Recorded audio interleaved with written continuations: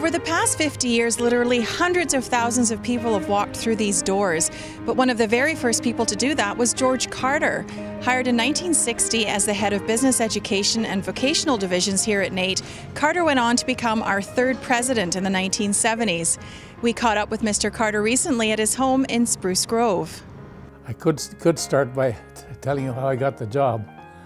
I was a production controller for a pipe mill in town.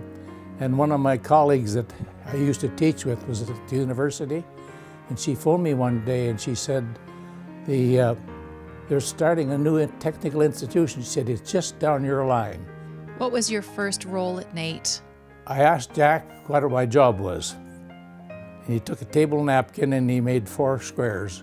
He says, this is me, this is the Director of Technology, Apprenticeship, and this is you, a new division, Business Education and Vocational. And he said, your job will be to develop and install an entirely new department for technical institutions. What are some of the fun things that you remember about working at NAIT?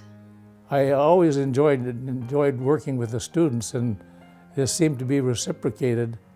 So I always attended their bashes and their dances and so on.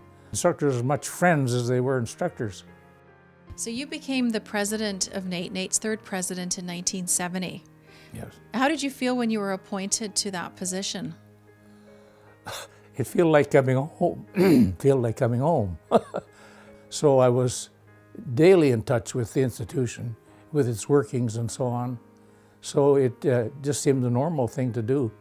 How was a NAIT business education different than a business education at a university or at a college? When I first became president, we had a problem with community colleges because they said we shouldn't be infringing on the business education section.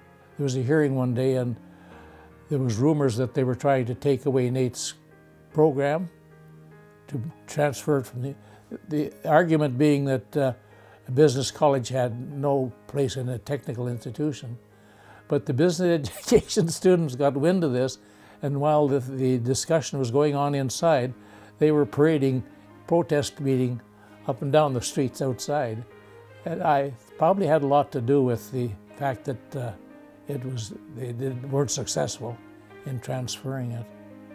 What was your measure of success at NAIT? Was the number of people that we could graduate and that otherwise would have probably been on the market with no skills. Did you ever imagine that this year we'd be celebrating 50 years and over 170,000 alumni? 170,000, no, never thought of what NAIT could become.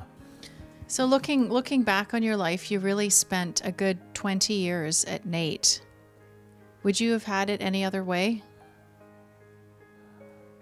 No, there was a good 20 years. They were exhausting and they were stressful, but they were also very, very satisfying.